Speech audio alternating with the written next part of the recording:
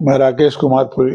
पिछले 2 एपिसोड में हमने आपको बताया था कि भाई थाना में एफआईआर कैसे दर्ज होगी, उनके द्वारा मना कर जाने पर न्यायालय के माध्यम से कैसे दर्ज होगी। इस संदर्भ में चर्चा करते समय एक शब्द आया था कॉग्निजेबल ऑफेंस, जिसे हिंदी या उर्दू में कहते हैं काबिल दस्तंदाजी जुर्म, जिसमें एफआईआर दर्ज होती है। तो पहले ये समझना आवश्यक है काबिल दस्तंदाजी जुर्म या कॉग्निजेबल ऑफेंस क्या है। चाहे पुरानी सीआरपीसी हो, चाहे नई भारतीय नागरिक सुरक्षा संहिता हो, कॉग्निजेबल ऑफेंस से तात्पर्य है जिसमें पुलिस बिना वारंट के गिरफ्तार कर सकती है, तथा शेड्यूल 1 में जो दोनों ही कानूनों में, चाहे वो सीआरपीसी है चाहे वो भारतीय नागरिक सुरक्षा संहिता है, उसकी शेड्यूल 1 में जिन अपराधों को कॉग्निजेबल बताया गया है वो अपराध कॉग्निजेबल होंगे।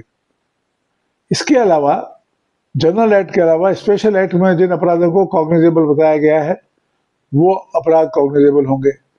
तीसरा फॉरमोस्ट इम्पोर्टेंट बात यह कि कई स्पेशल एक्ट है जिसमें कॉग्निजेबल के बारे में कुछ नहीं लिखा गया है।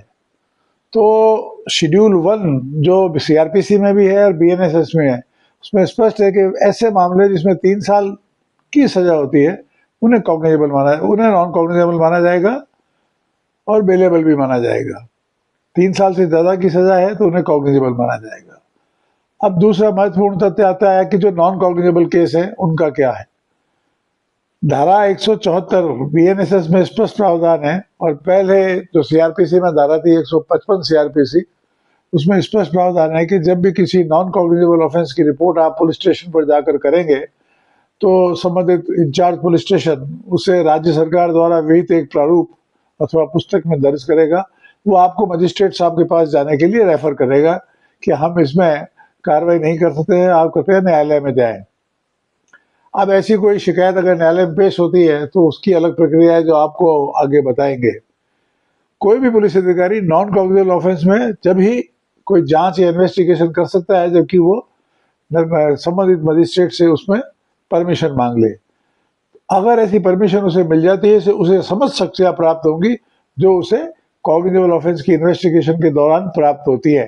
केवल मात्र उसे विदाउट वारंट अरेस्ट करने की शक्तियां प्राप्त नहीं होगी।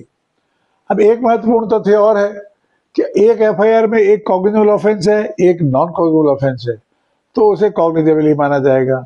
इसलिए इसके भ्रम में नहीं रहे हम कि भाई एक अपराध तो नॉन कॉग्निजेबल हो गया, एक कॉग्निजेबल हो गया, तो ओवरऑल उसको कॉग्निजेबल ऑफेंस माना जाएगा। नमस्कार।